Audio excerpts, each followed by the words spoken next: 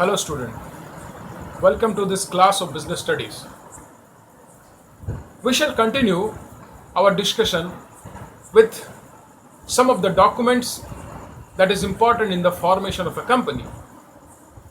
We have discussed about the memorandum of association, the article of association. Today we shall study about another important document, that is prospectus. We have discussed that after incorporation, a private company can commence its business, but a public company cannot. It cannot unless it gets a commencement of business certificate. And before it gets the certificate, it has to comply with one more stages, that is subscription stages, capital subscription stages.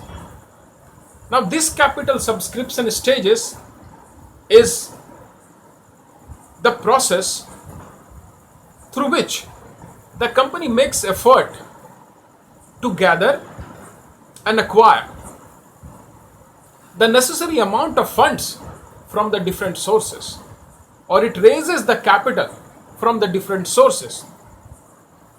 And to raise the capital from different sources, the company has a right or the power to issue securities in the form of shares or debentures.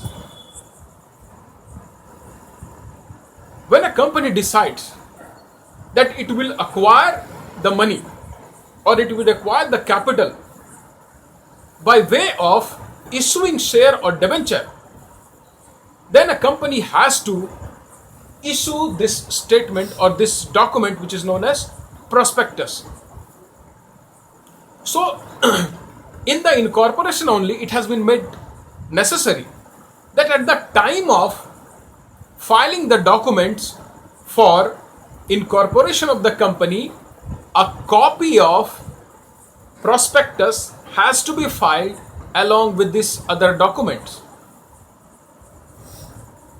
And after the submission of this document, an elapse of 90 days, prospectus has to be published. And what is this prospectus, if we are to define? So when a company thinks of acquiring the capital from the public by issuing shares and debentures, it has to invite.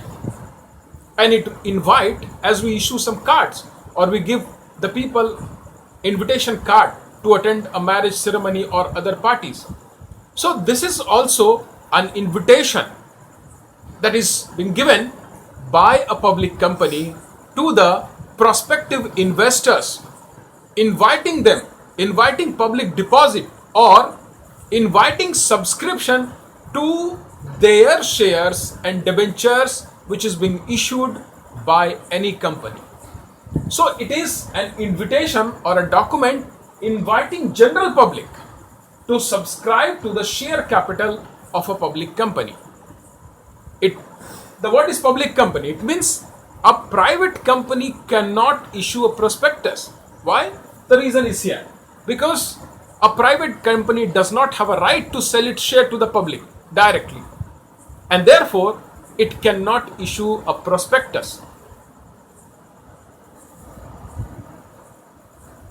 But a company can adopt a statement in lieu of a prospectus.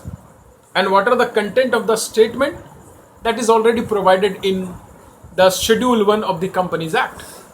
Like the schedules, it also includes the different clauses of articles. So there is also the various content of the prospectus is also given in the Schedule 1 of the Companies Act. Now these prospectus, it must be remembered that prospectus must contain all the details about the activities of the company, about the necessary facts relating to the company. The object of the issuing of prospectus is to make aware the prospective investors, to give them an assurance that these are the facts and details relating to the activities of the company, relating to the assets of the company, relating to the capital of the company, relating to the authorities of the company or signatories of the company. And therefore, it sets out in detail the various facts about the person, about the operations, about the activities, about the capital, and about the internal management as well. The prospectus is therefore a document which not only invites the public, but it also gives them assurance or gives the detail about the company. It speaks about the company, that yes, this is the company. Believe it, these are the facts relating to the company. And based on these facts, a prospectus makes a decision whether to invest or not, whether to buy the share of the company or not. So these facts, they gives an assurance to the prospective investors whether the amount which they are going to invest, whether it would be safe or not. What are the business, what are the activities which it would be carrying out? Who are the person associated with the company as a director? Who are the person who have acted on behalf of the company and entered into various preliminary contracts, and they have signed a contract? Such persons name, their approval, and a copy of their contract, they must be mentioned. An approval of such person must be obtained in the prospectus before it is published. So what are the content of this prospectus? These are not exhaustive, but these are only enumerative. First, it is the name, address, and object of the company. A prospectus must state why the company has been formed, what is the name of the company, so that anybody who is transacting with a company buying the share, they must be knowing what is the object to which their money is to be going to put to users, and who is the company who is receiving their money of the investors. Then it must include the description and occupation of the signatories, all the person who have signed the memorandum, the articles, and whose approval has been taken in publishing the prospectus. They must, their names, their details about their occupation and about their description, their name, their address, their qualification, everything must be disclosed by this prospectus.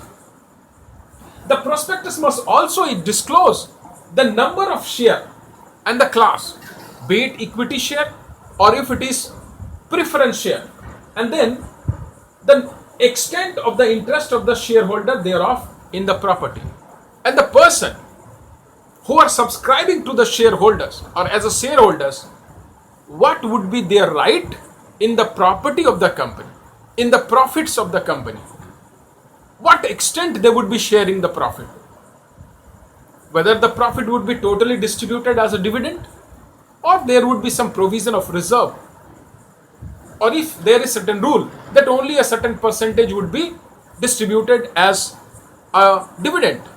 So these must be specifically mentioned. Then the name, address, occupation, terms of appointment, the amount to be paid as a remuneration to the director and managing director, they must be mentioned. Then I have mentioned time of opening a subscription list. When the when the public have subscribed, made an application for buying the securities, when it must be opened, when the application must be opened, before allotment of share. And there are certain regulations that at least 5% must be present when the subscription list is to be opened. So that has to be there. And then amount payable on application allotment, and if it is payable, if premium is payable, then what is the value of premium that has to be payable? So all these are content of the prospectus. Then the prospectus must contain a detail about this.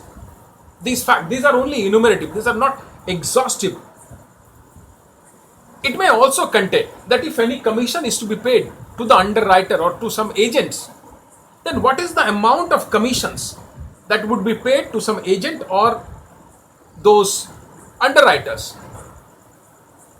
Then this prospectus must mention that if the company is going to purchase certain property, or if the property has been purchased, what is the purchase price of the property as on the date of publishing the prospectus. All the property that belongs to a company, what is the purchase price? What is the preliminary expenses that the company has incurred as a commission on the shares, on the issue of share? And if certain money has to be repaid, or a money that was borrowed by a company and has to be repaid, so what is the amount which a company owes to somebody as a borrowing or as a debt, and the repayment of which is still lying? Beside this fact,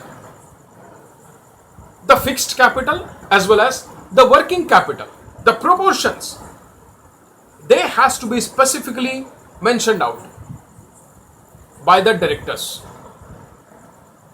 So these are some of the facts that has to be introduced or incorporated in the prospectus. Then we know that this prospectus has certain advantages or certain importance. First, what we have decided, that this prospectus is an invitation to the public. It is an invitation that yes, please come and subscribe to the shares and debenture of the company. It not only informs them or give them an invitation that yes, we are inviting you, but rather it also aims at inducing them by giving this description. They make sure that the prospective investors, by reading the prospectus, they must be capable of making their mind that this is a company whose shares has to be brought in, and makes the investment. So this is the importance of prospectus. Then this prospectus, it provides a very authentic records of the terms and conditions on which the company or the shares and debentures are to be issued. The company is formed, the share and debenture are to be issued. And I have said that the signatories has to be there. So if certain statement that has been described there in the prospectus, which is supposed to be made by any of the signatories, prior to printing it there, the approval must be taken, so that they can be held responsible if it's proved to be misleading, if it's proved to be false, if it proves to be play a fraud. So name of the person who can be held responsible if the statement or if this things that is mentioned in the prospectus of, or if any promise is being made, and if the proves to be untrue or false, then such person must be held responsible. So their names must be mentioned. The prospective investors may claim a compensation for that. And finally, it reflects, the prospectus reflects what are the various policies, what are the various programs of the company. So the purpose is to make the prospective investors that they believe in the formation of the company, in the activities of the company, and also assure them that their money, their deposit is going to be safe.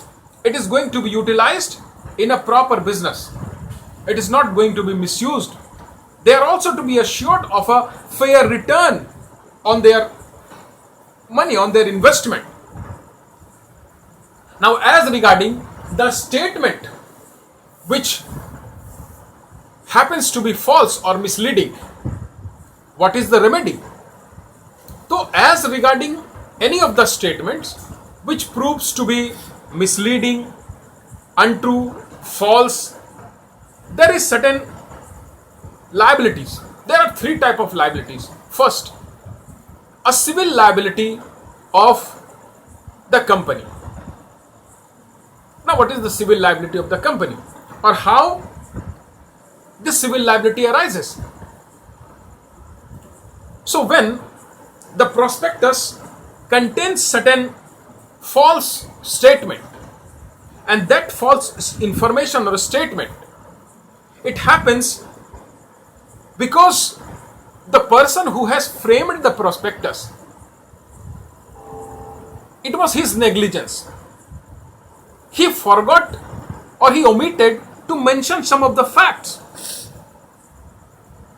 It was not deliberately, but it was due to his negligence that he forgot to mention certain fact, or it was done when it was carried out, when the fact was missed out, it amounted to a misrepresentation.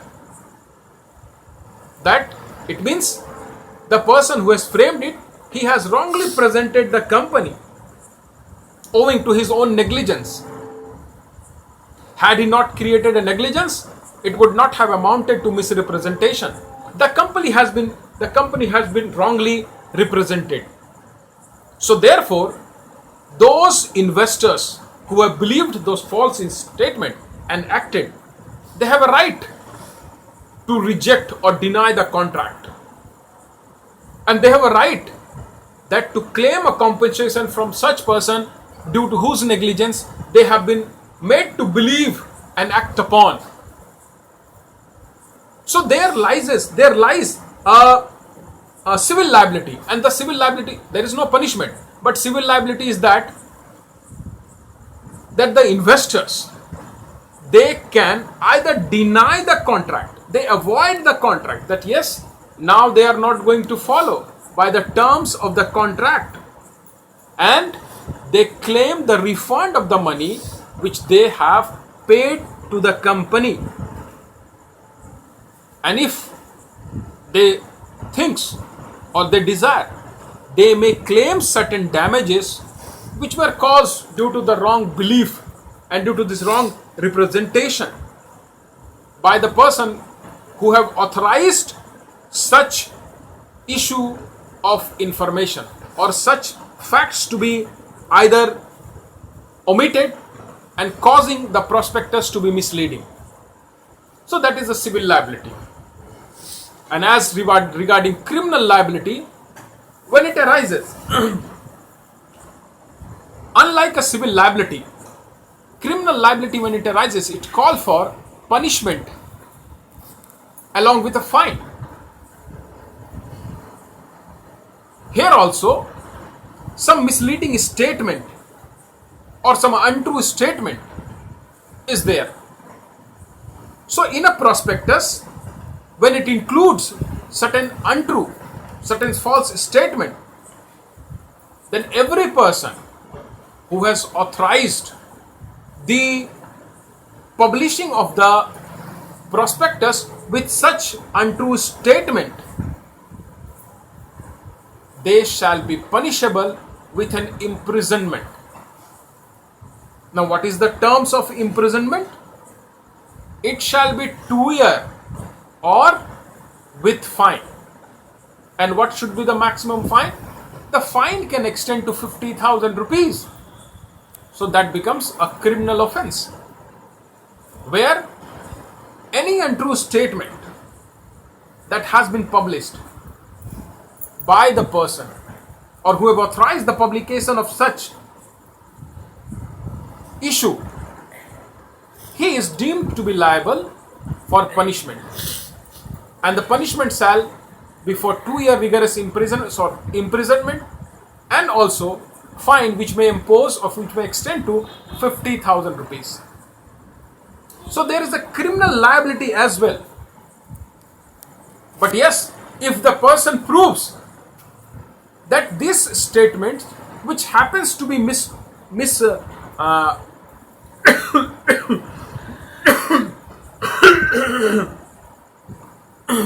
excuse me. So if the statement which happens to be untrue or misleading, why? Because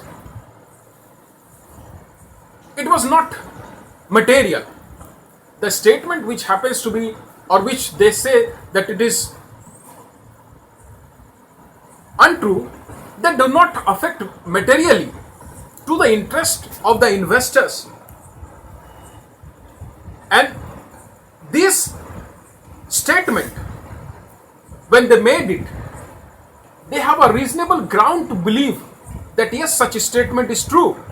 Or when they were making it, they had a belief and they knew such a statement to be true. Then there would be no criminal liability. They can escape it. But if it is not proved that it was not intentional, it was the situation that happens, but no losses were caused to the investors. In such a condition, the criminal liability can be avoided. Then there can be another form of liability, and that is a special criminal liability. And why this special criminal liability? This special criminal liability is for fraudulent inducement. It means we have by fraud wrongly induced the investors to believe and then to make an investment. And how we can do that? Suppose we are making a statement about the company which we knowingly believe, or which we know that this statement, or if we are making a promise, then we are making it with the purpose of defeating somebody or defrauding somebody. So when a statement is made, we know the statement to be false, or the statement is made which is deceptive. We know that this would induce the person wrongly, so that is deceptive. So any such statement which is either false, deceptive, which is misleading, or we may knowingly conceal certain information from the public and induce them to believe otherwise. Now, acting upon those false belief inducement incentive, they also suffer losses which they would have not entered into had they known the actual facts. And therefore, in such a condition, when we fraudulently, when we knowingly, intentionally created a belief, or we actively concealed certain fact and then we made the investor to believe something, there also a criminal liability arises. And here the punishment is 5 years, and the fine that may be imposed is for 1 lakh rupees. So these were the liabilities of some statement what is being made in the prospectus, if they happens to be untrue, if they happens to be misleading, or any other thing. It is also to be remembered that a company which do not issue a prospectus can adopt a statement in lieu of a prospectus. But when it can do so, what are the conditions? The first condition is that when a public company with a share capital, it has not issued, when the public company has not issued any prospectus, it can adopt. I have in the beginning of the lecture have said that there are in the Schedule A, it is given in detail, like the clauses of articles, the various rules, the various facts to be mentioned in prospectus is given. So it can be adopted, or a company can adopt a statement in lieu of a prospectus.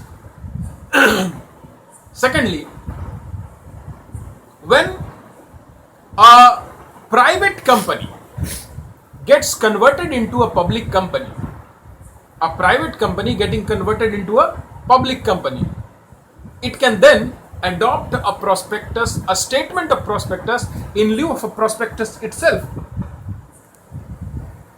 Secondly, when the company has adequate capital, it does not require to raise fund through issue of capital or issue of share and debenture. Then what is the use of issuing a prospectus? It does not make any sense. So when at the incorporation, the company has sufficient amount of capital, it do not feel the need of issuing a prospectus, as it is not going to serve any interest of the company. Then the next situation is that when the company does not offer its share or debenture, if the company has a share and debenture, but the company does not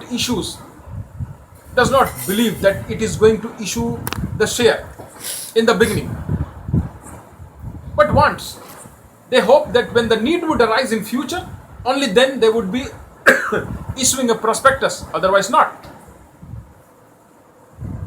So even then the company would not issue a prospectus, but rather they would adopt a statement in lieu of a prospectus. And finally, when the company sold its share and debenture to any such person who will offer such share and debenture later on to the public for sale. So in these conditions, there is no requirement of issuing a prospectus. Rather, a company may adopt a statement in lieu of prospectus. So this is all for today's discussion. We will meet in the next class. Till then, happy learning.